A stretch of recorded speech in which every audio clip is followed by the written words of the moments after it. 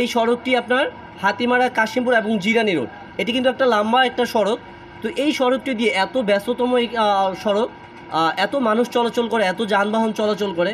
আমি স্পেশালি আবারও ধন্যবাদ জানাচ্ছি মোহনা টেলিভিশনকে, কারণ মোহনা টেলিভিশন যদি আজকে এই মানুষের মনের যে কষ্টটা ছিল, রাস্তায় এই যে জনগণের যে ভোগান্তিটা ছিল, এইটি যদি আজকে আপনাদের মাধ্যমে আপনাদের মাঝে তুলে না ধরতো, তাহলে কিন্তু আমাদের এই রাস্তাটি আসলে কবে নাগাদ হতো।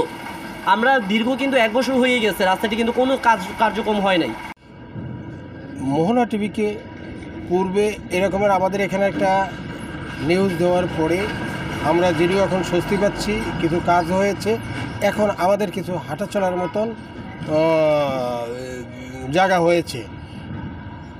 আগে তো 12 মাসই পানি মানে জমে থাকতো, মানুষ হাঁটা চলার কোনো কায়দাই থাকতো না, কিন্তু মোহনা টিভিতে আপনাদের নিউজ পাঠ করার পরে আমরা দেখছি মোটামুটি ভালো এখন আছে, মানে করতেছে। এবং ওরা কিছু ইট পাট এখানে দিয়ে নানা রকমের কিছু হাঁটার মতন অভিরুচি করে দিয়েছে।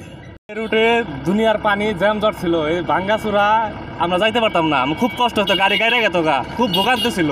এখন এই যে কাজ করা নেই, যে ইটা মিটা ফালা নেই, এখন মোটামুটি সুন্দর যাওয়া যাইতেছে, বুঝছেন?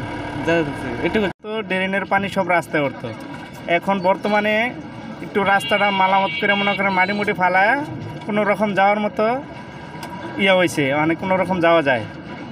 আগে মনে করেন সবসময় মনে করেন 2-4টা অটো উল্টে মানুষ অ্যাক্সিডেন্ট হয়েছে, হাত পা ভাঙছে, এই পরিস্থিতি ছিল।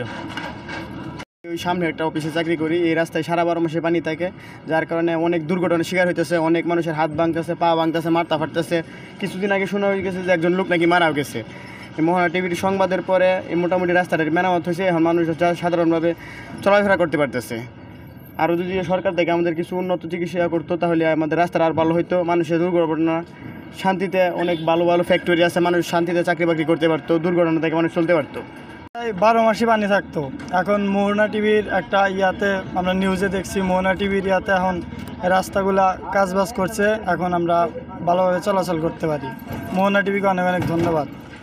রাস্তাটা অনেক 12 মাস পানি ছিল, এই কারণে আমরা এই রাস্তাটা অনেকক্ষণ ঘুরে গেছিলাম, ঘুরে যাওয়া আর মোহনা টেলিভিশনে নিউজ পাওয়া রাস্তাটা ভালো অনেক ভালো করছে, ধন্যবাদ।